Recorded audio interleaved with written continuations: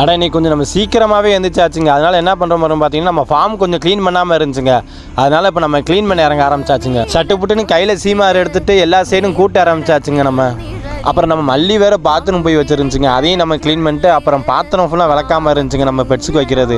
அதையும் அப்படியே நம்ம சட்டுப்புட்டுன்னு க்ளீன் பண்ண ஆரம்பிச்சாச்சுங்க. நம்ம கை கட்டோடனே சும்மா பாத்திரம் ஃபுல்லாக சும்மா தகன்னு மின்னுதுங்க அப்படியே. அப்புறம் நம்ம ஒயிட்டி எடுத்து கிளம்பியாச்சுங்க. எங்கே இருந்தாலும் பார்க்குறீங்க சாணி எல்லாம் தாங்க. நம்ம அண்ணே ஒருத்தர் இங்கே பக்கத்தில் தாங்க மாட்டு பண்ண வச்சிருக்காங்க. அதனால் அவர்கிட்ட போய் கொஞ்சம் சாணி வாங்கிட்டு வந்தெல்லாம் கிளம்பியாச்சுங்க. அப்புறம் நம்ம பண்ணைக்கு வந்தாச்சுங்க. அப்புறம் சட்டுப்புட்டு நம்ம பார்த்தீங்கன்னா சாணி எல்லாம் ஆரம்பிச்சாச்சுங்க. அப்புறம் நம்ம அள்ளிட்டு வந்த சாணியை தண்ணியில் போட்டு கலந்து அப்படியே தொளிக்க ஆரம்பிச்சாச்சுங்க எல்லா சைடும் பரவலாம்.